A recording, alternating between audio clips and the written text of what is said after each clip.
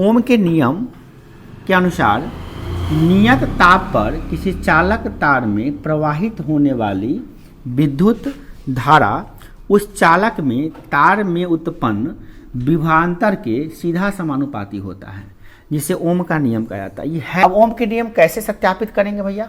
देखिए, इसको सत्यापित भी करके हम लोग देखेंगे। अब इसके बारे में हम लोग डिस्कस करते हैं कि आखिर क्या लिखेंगे, कैसे लिखेंगे, बनावट कैसा है इसका।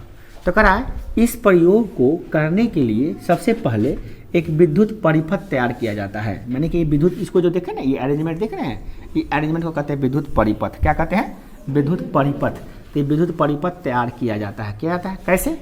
तो इस परिपथ, देखिएगा, इस परिपथ को तैयार करने के लिए सबसे पहले बैटरी एवं परिवर्तनशील प्रतिरोध, ये बैटरी है और परिवर्तनशील प्रतिरोध है। ठीक है, प्रतिरोध ए मीटर, यहाँ पर ए मीटर है, और वोल्ट मीटर, यहाँ पे वोल्ट मीटर है, एवं दाब कुंजी, यानी कि यहाँ पे स्विच है, कुंजी मतलब होता है स्विच, इत्यादि को चित्रानुसार सजा दिया जाता है, मतलब ऐसे लगा दिया जाता है, जोड़ दिया जाता है।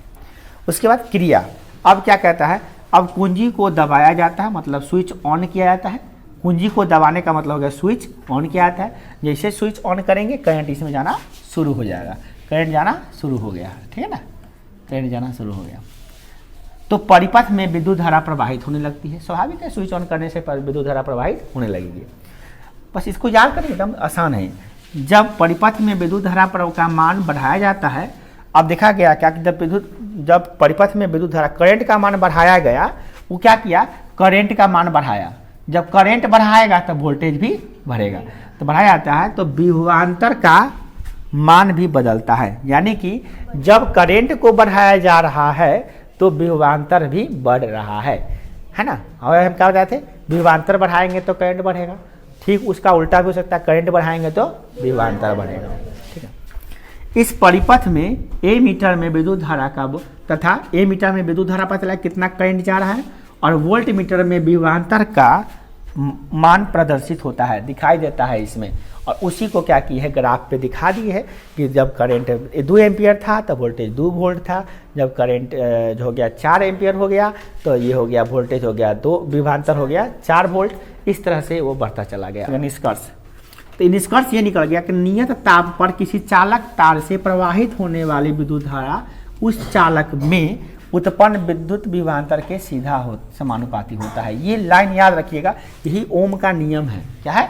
यही ओम का नियम है कि किसी नियत ताप पर, ताप नियत होनी चाहिए, फिक्स होना चाहिए, तापमान बढ़ाइएगा घटाइए नहीं। तो किसी चालक तार से प्रवाहित होने वाला, जो चालक तार है उसमें प्रवाहित होने वाला विद्युत धारा उस चालक में उत्पन्न विभवांतर का, विभवांतर जो उत्पन्न हुआ उसका सीधा समानुपाती होता है।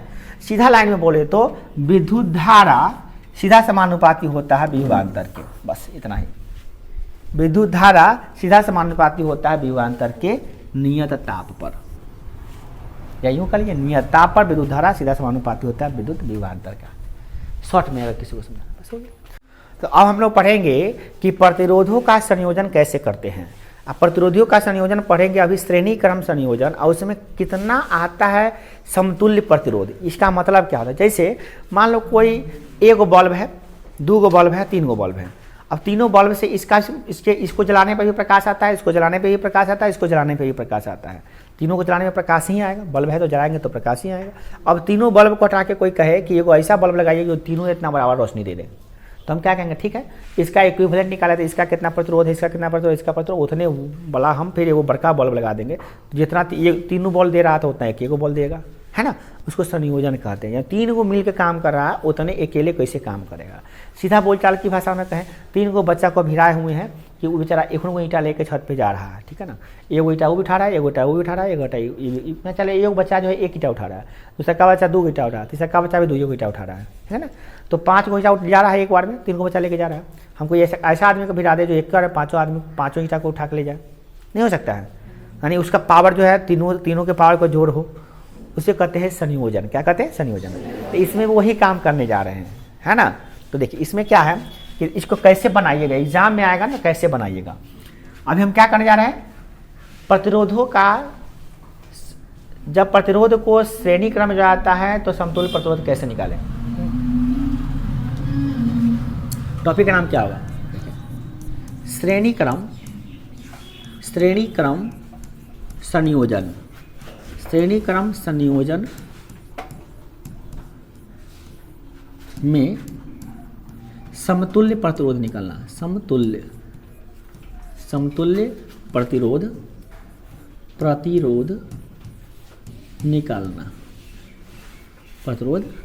निकालना है ना। कैसे निकालिएगा इसको बताइए। अब इतना भारी चीज़ नहीं है, बस इसलिए हम क्या किया है सबको एकदम क्लियरली बता रहे हैं, आपको लिख के बताएंगे, संयोजन करके दिखाएंगे। देखिए इसमें क्या है कि एक हम परिपथ बना लेते हैं, उसमें हम लोग क्या करते हैं, ये परिपथ बना रहे हैं, एक प्रतिरोध लगा दिए, फिर हम लोग दूसरा प्रतिरोध लगा दिए, फिर हम लोग तीसरा प्रतिरोध लगा दिए, 3 प्रतिरोध लगा दिए। और तीनों प्रतिरोध को क्या कर रहे हैं, एक हम लोग परिपथ से जोड़ते रहे हैं, स्विच लगा देते हैं यहाँ पे, और इसमें स्विच से फिर तार जोड़ के ये बहुत बड़ा बन जाएगा, थोड़ा सा नज़दीक कर देते हैं, स्विच लगा दिए और इसी से हम लोग विद्युत धारा प्रवाहित कर रहे हैं। ठीक है, इसमें सेल लगा देते हैं, बैटरी लगा देते हैं। बड़ा वाला होता है प्लस, छोटा वाला होता है क्या, माइनस। बड़ा कुंडी क्या होता है, प्लस, छोटा कुंडी क्या होता है, माइनस। जब हम प्रतिरोध को श्रेणी क्रम में संयोजित करते हैं तो एक ही विद्युत धारा, इसमें विद्युत धारा प्रवाहित होती है, तो पता है आपको। अच्छा, यहाँ पे मान लेते हैं वोल्टेज ए है, ये पॉइंट ए है, ये पॉइंट क्या है, बी है, तो बी है, बी पॉइंट है। यहाँ पर सी है तो सी पॉइंट, यहाँ पर डी है तो डी पॉइंट। ये पॉइंट है, माने ये कर कौन हो गया, ये प्रतिरोध है, इसका R1 है, ये R1 प्रतिरोध का 2 पॉइंट है, ए और सी। ठीक है ना। फिर R2 प्रतिरोध है, ये R2 प्रतिरोध है, इसका क्या है, AC और D। और ई क्या है, R3 प्रतिरोध है, क्या है, R3 प्रतिरोध है, इसका क्या है, D और B।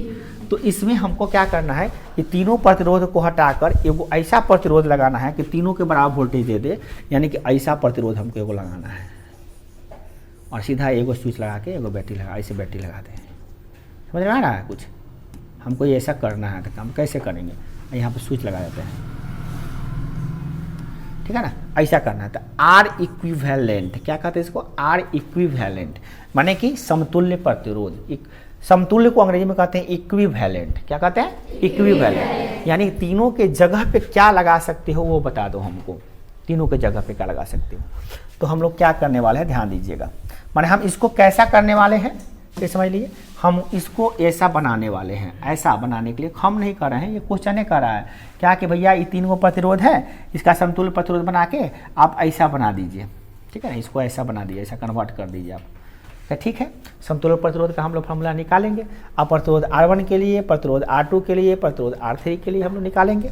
अभी ओम के नियम से हम लोग पढ़े हैं, ओम के नियम अप्लाई करना पड़ेगा। यहाँ पर क्या करना पड़ेगा, ई V बराबर क्या होता है, V बराबर फॉर्मूला क्या होता है, IR होता है ना। तो V बराबर जब IR फार्मूला होता है, IR होता है ना, तो इसी फार्मूला पे हम अप्लाई करेंगे। तो V यहाँ और यहाँ के बीच का अंतर को क्या कहेंगे हम लोग, R1 प्रतिरोध के लिए क्या होगा, लिखेंगे R1 प्रतिरोध के लिए लिखते हैं, R1 प्रतिरोध के लिए, R1 प्रतिरोध के लिए हम अप्लाई करें नियम V बराबर IR, तो क्या हो जाएगा, VA माइनस VC, ये ना है, VA माइनस VC। और करेंट कितना प्रवाहित हो रहा है, तो I, सबसे I प्रवाहित हुआ कि अलग अलग, श्रेणी क्रम में एक ही तरह का करंट प्रवाहित होता है सब में, आपको तो पता है, ये बात है कि नहीं है। तो VA माइनस VC कितना हो गया, V बराबर क्या होता है बुआ, IR, करंट कितना प्रवाहित हो रहा है, I, अब प्रतिरोध कितना है इसका, R1, समीकरण 1 हो गया। ठीक है, चलिए इसी प्रकार से प्रतिरोध R2 के लिए, R2 प्रतिरोध के लिए क्या हो जाएगा बोलिए, R2 प्रतिरोध के लिए क्या होगा, VC माइनस VD, क्या होगा, VC माइनस VD, V बराबर क्या होगा, IR, तो करंट तो IA हो रहा है, समझ जा रहा है, इसका प्रतिरोध क्या है, R2, तो इस सबका बन गया समीकरण 2। फिर तीसरा प्रतिरोध के लिए तो लिखेंगे प्रतिरोध R के लिए, R3 प्रतिरोध के लिए, R3 प्रतिरोध के लिए क्या होगा यहाँ पे बुआ, VD माइनस VD VB बराबर क्या जाएगा, करंट कितना जा रहा है इसमें I, अच्छा प्रतिरोध कितना है R3। देखिए फार्मूला ये सब किससे हुआ है, कोई पूछेगा ये इसे कैसे लिख दिया है ये सब, तो कहेंगे ओम के नियम से। किससे लिख दिया है, ओम के नियम ये नहीं कहता V बराबर I आता, ये V है ना हुआ, V माने क्या, विभवांतर, विभव के अंतर को क्या कहते हैं, विभवांतर। तो एक्चुअली V है ना, V बराबर IR, V बराबर IR, सब में तो ये लगाए।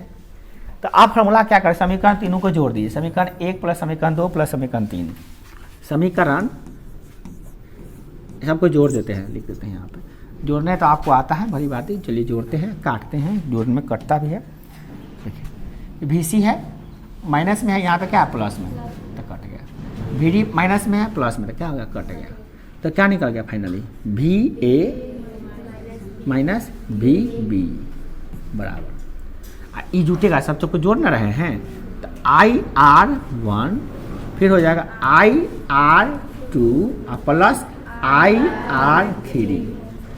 कैसे आए, समीकरण जोड़ने पर लिखेंगे, समीकरण 1 प्लस 2 प्लस 3, तीनों को जोड़े हैं तब आया है।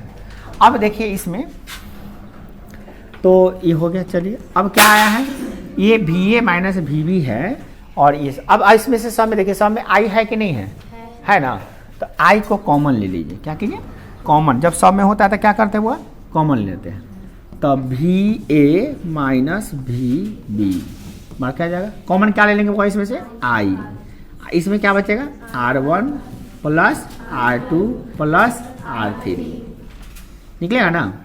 चलिए अब हम क्या करेंगे, इस माना कि समतुल्य प्रतिरोध, माना कि R1 R2 R3 का समतुल्य प्रतिरोध REQ है, क्या है लिख लेंगे, माना कि R1 R2 R3 तथा R3 का समतुल्य प्रतिरोध, माने सब के बराबर प्रतिरोध, समतुल्य प्रतिरोध, क्या प्रतिरोध कितना मान लिए हैं, प्रतिरोध क्या माने हैं REQ है, R इक्विवेलेंट REQ है, तो क्या हो जाएगा मुझे, तो अब बताइए अब क्या लिख सकते हैं वहाँ पे, अब I बराबर R1 R2 R3 ये रहने दीजिए। अच्छा ये विभव बराबर क्या आता है, V बराबर क्या आता है IR होता है, तो V बराबर IR करंट कितना प्रभावित हो रहा है I, और इसका इसका पूरा का समतुल्य प्रतिरोध कितना माने हैं REQ, क्या माने हैं REQ बराबर हो गया क्या, I बराबर R1 plus R2 plus R3। तो अब क्या हो गया, देखिए I से I क्या हो जाएगा कैंसिल, तो इससे फॉर्मूला क्या निकल जाएगा R इक्विवेलेंट यानी समतुल्य प्रतिरोध, हिंदी में कहते हैं समतुल्य प्रतिरोध, बराबर क्या हो गया R1 plus R2 plus R3, यही फॉर्मूला निकल गया। मतलब क्या, अगर श्रेणी क्रम में रहेगा संयोजन, तो हम उसको फॉर्मूला निकालेंगे REQ बराबर R1 plus R2 plus R3, ठीक है, इस तरह से आप इसको निकाल सकते हैं। और ये आया था 5 नंबर में, कितना नंबर का 5 नंबर का, तो इसको इतना लिखने से 5 नंबर आ रहा है फॉर्मूला, ये फार्मूला बनता है। अब इस फार्मूला पे क्वेश्चन बना के दिखाएंगे तो ना समझ में आएगा कि है क्या, नहीं चलिए वो 2 क्वेश्चन बना के दिखा देते हैं तुमको कि इस पर क्वेश्चन भी बनता है कि नहीं बनता है। देखो मान लो एक प्रतिरोध है, जिसका प्रतिरोध दिया हुआ, देखो ये प्रतिरोध है, यह भी प्रतिरोध है, और यह भी प्रतिरोध है, इसका है 10 ओम, कितना है 10 ओम प्रतिरोध है। R1 कितना दिया हुआ है 10 ओम, R2 दिया हुआ है मान लो 8 ओम, और R3 दिया हुआ है मान लेते हैं 12 ओम, ठीक है, वो 10 ओम है, वो 8 ओम है, वो 12 ओम है। और इसको कह रहा है कि तीनों को जोड़ने के बाद जो एक प्रतिरोध बनेगा, वो तीनों की इक्विवेलेंट जो प्रतिरोध बनेगा उसके बारे में बताओ कि भैया वो कितना ओम होगा। तो हम निकाल लेंगे। आर इक्विवेलेंट बराबर फॉर्मूला क्या होता है, R1 plus R2 plus R3। काम खत्म। R1 कितना है 10 ओम, 10 ओम, ये कितना हो गया 8 ओम, और ये कितना हो गया 12 ओम, 12 ओम। तो अब सब ओम को मिलाने के बाद कितना होगा 10, सब मिला 20 ओम हो गया।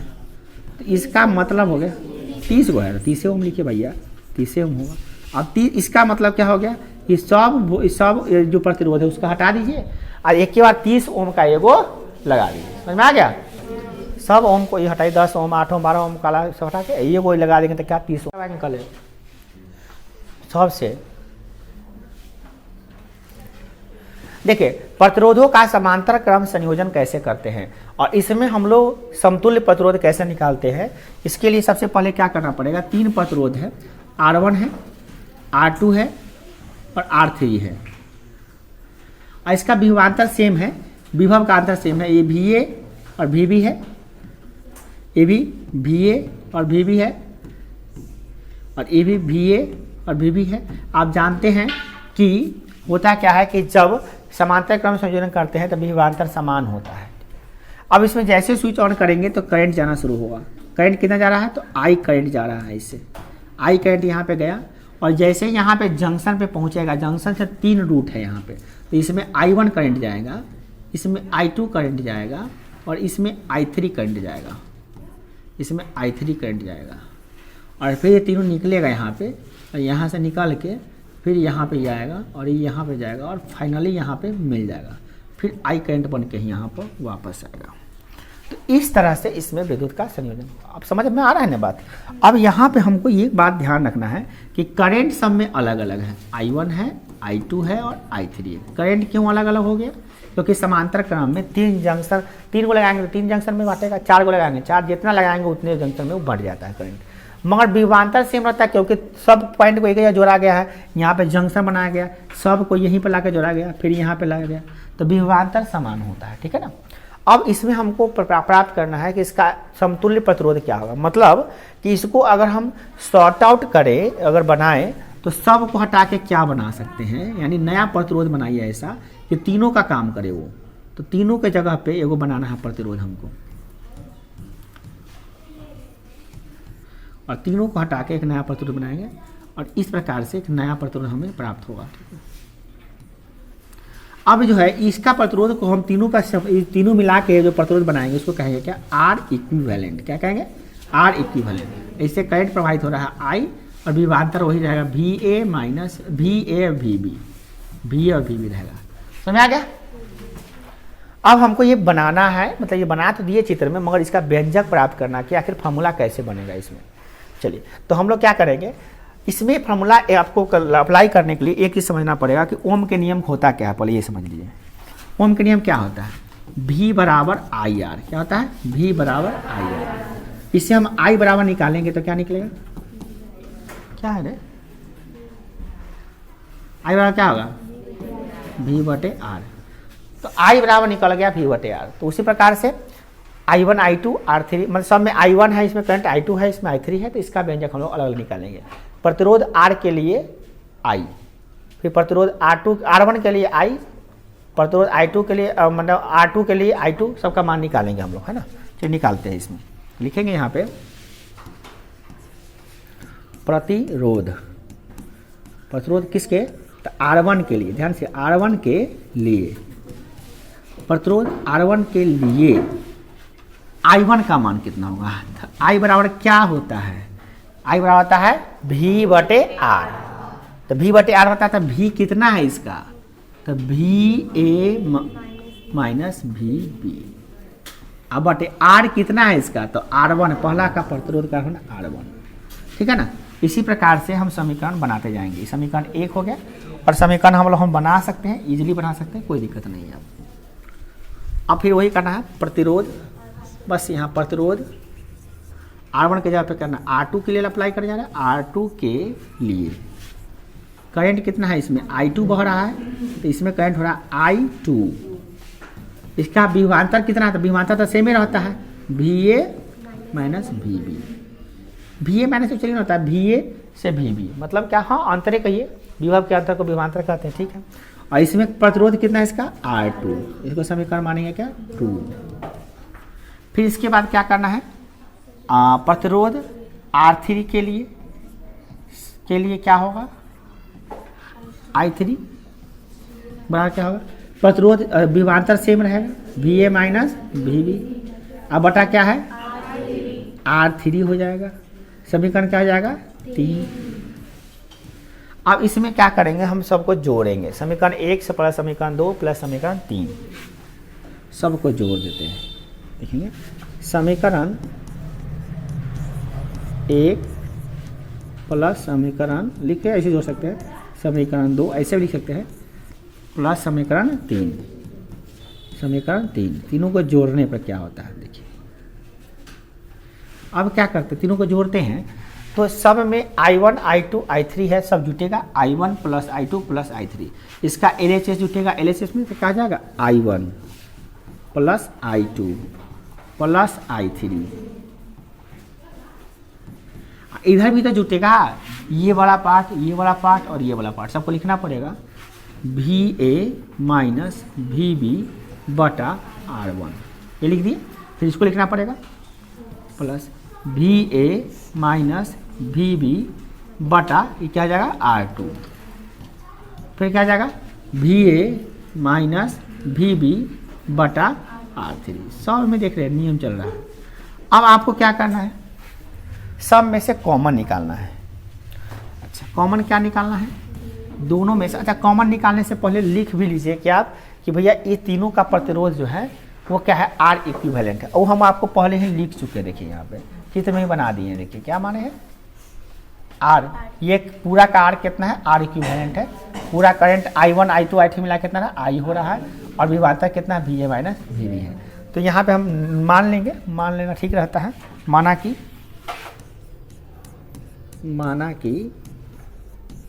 R1 R2 ऐसे कॉमा लेके लिख रहे हैं, R1 R2 तथा प्लस R3 का जो समतुल्य प्रतिरोध है, समतुल्य प्रतिरोध कितना है, प्रतिरोध है R इक्विवेलेंट है, क्या है R इक्विवेलेंट है। तब क्या हो जाएगा, तब हम जानते हैं कि उस फॉर्मूला में जैसे कि R इक्विवेलेंट हो गया है, जैसे अभी चित्र में बनाए थे, तो उस चित्र को फिर से देख लीजिए आप, क्या बनेगा, यहाँ भी तो I बराबर बनेगा फॉर्मूला, I बराबर क्या हो जाएगा V बटे R, V बटे R बनेगा, तो V कितना VA माइनस VB बटा R क्यू, ठीक है ना। तो इससे क्या बनेगा, इसीलिए क्या बनेगा I बराबर फाइनल I, पूरा I1 I2 3 मिला के I बराबर क्या बनेगा, तो I बराबर V बटे R होता है, तो V कितना है VA माइनस VB बटा R इक्विवेलेंट, ये होगा कि नहीं होगा। अभी फॉर्मूला घेरेंगे नहीं, फॉर्मूला निकला नहीं है।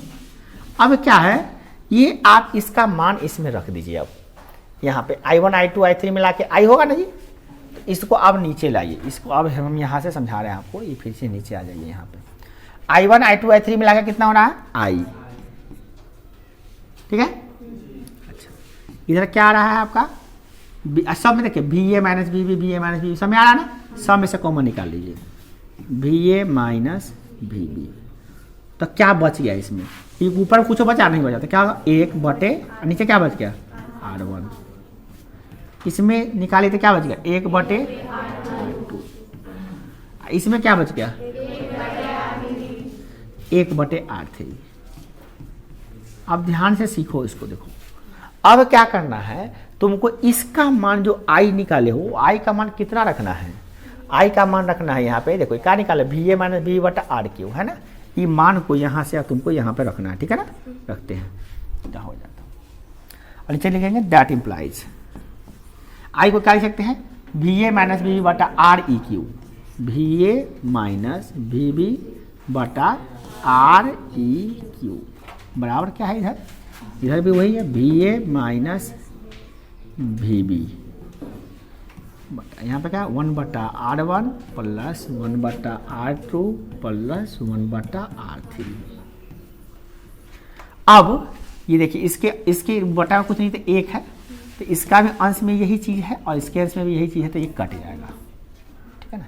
तो अब फाइनली क्या बच गया, फाइनली इसके अंश में कुछ नहीं बचा, तो अंश में कितना बच गया 1, तो 1/REQ बराबर REQ ध्यान से रखिएगा 1 है REQ इक्विवेलेंट माने समतुल्य।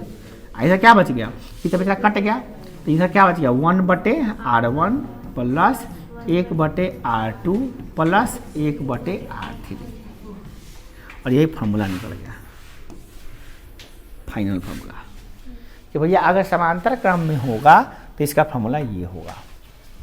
आप कहेंगे सर ये तो बता दिए, फिर कुछ ना तो बताइए, तो हमें समझ में आया कि ये हम पढ़ें क्या है। अब इतना सारा चीज़ है कि ये सब चीज़ आपको अपने से कल प्रूव करने आना चाहिए, सब प्रूव करके आपको दिखाना होगा और 1-2 बार बनाइएगा तो अच्छा से। हम चाहते तो उसी में बता दिए काम का हो गया, बट हम क्या किए फिर से लिख के सबको समझा के देखिए आपके सामने सब कुछ किए हैं। ऐसा नहीं कि भाई लिखा हुआ बता दिए और काम चल जाएगा, ऐसा बात नहीं। और ये 5 नंबर का क्वेश्चन आता है, ठीक है ना।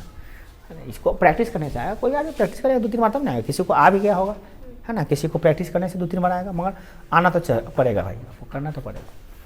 अब इसका उपयोग क्या देखिए, मान लो 3 प्रतिरोध है तुम्हारे पास, कितने प्रतिरोध है 3, फिर वही प्रतिरोध लेते हैं। पहले नंबर में क्या था 10 ओम, क्या था 10 ओम, चलिए 10 ओम, चलिए ये हो गया, प्रतिरोध बना लेते हैं तीनों।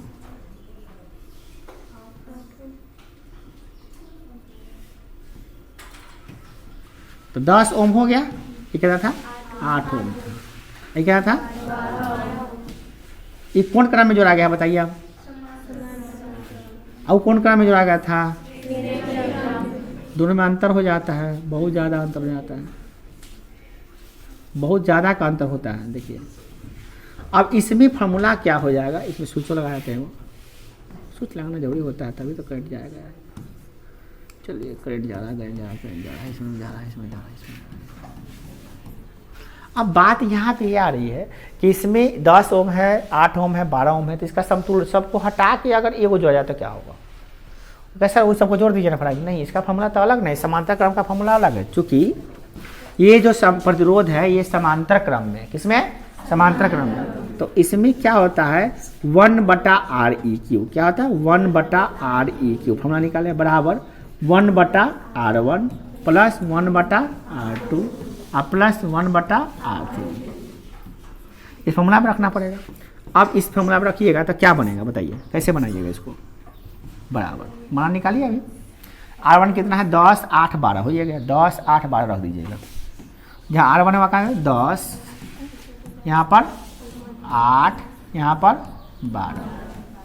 अब यहाँ बटा का जोड़ करना पड़ेगा, इसका 10, 8, 12 का लघुत्तम निकालते हैं, 10, 8 और 12 का लघुत्तम निकालते हैं, 2 से निकाले 5, 4, 6, 2 से निकाले 5, ये हो जाएगा 2, हो गया 3, हमने निकाला तो कितना 15, 10, 2, 3, 6, 6, 12, 12 दहाई, तो लघुत्तम क्या निकल गया 120।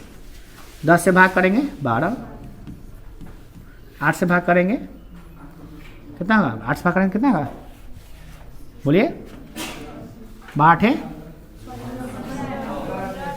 15, 8 से 20, तो 15 आ गया, तो 15 आ गया, तो 15 से 1 से गुना करेंगे तो 15 ही ना आएगा। 12 से भाग करेंगे कितना आएगा, 10 में 1 से गुना करेंगे कितना आएगा, सबको जोड़ दीजिए कितना आ जाएगा, ये जोड़िए 5, 2, 7, 37 आ गया, 37/120। क्या आंसर हो गया। कुछ बच्चे यहीं पे गलती कर लेते हैं, यहाँ पे गलती नहीं करना है। आप इस किसका मान निकाले हैं 1/REQ का, किसका मान निकाले हैं 1/REQ का मान निकालना है।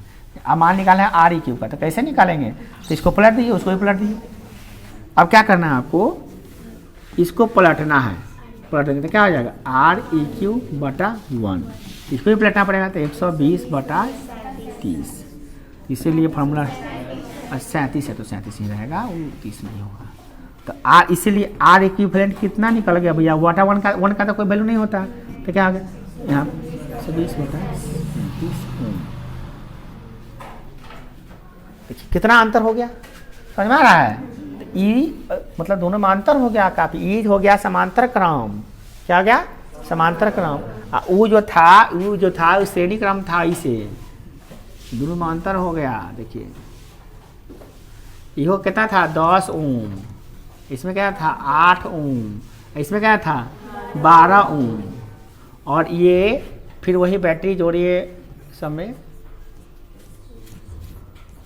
भैया ऐसे जोड़ा गया था, इसमें वो स्विच जोड़ा गया था, स्विच है ना, प्लस माइनस, समझ आया ना।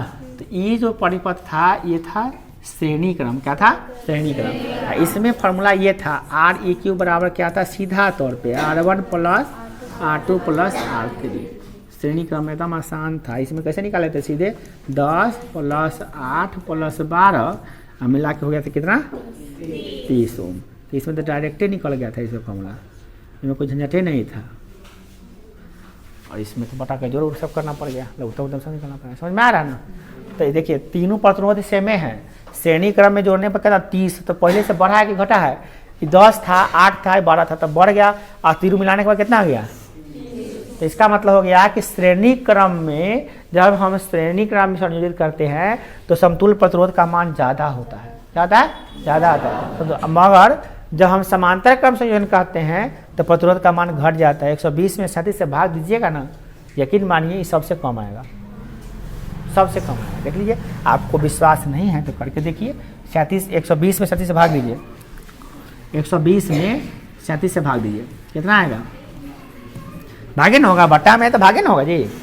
क्या मतलब लगेगा, बोलिए क्या मतलब लगेगा, 3 मतलब 3 7 3 का इसके खां से 2 और 3 के 9 2 11, कितना जाएगा 10 में से 11 9, यही हो जाएगा आपका 1 में से कटेगा तो समझ देखिए 0 और 37 2 मतलब लगाएंगे, मतलब जो भी हो 3.2 आया ना लगभग, आगे जो भी आया 3.2 से ही काम चला लेते हैं। बताइए पहले से बढ़ के घट गया, आए पहले कितना था 10 ओम, अब 8 ओम, यहाँ पे सबको जोड़ दिया था कितना होगा 3.2, यानी तीन लगभग 3 मान के चलो, इसको लगभग 3 हो गया। बताइए कहाँ 10 8 12 प्रतिरोध था और कहाँ समांतर क्रम में जोड़ने का जब उसका समतुल्य प्रतिरोध निकाल रहे हैं तो घट जा रहा है।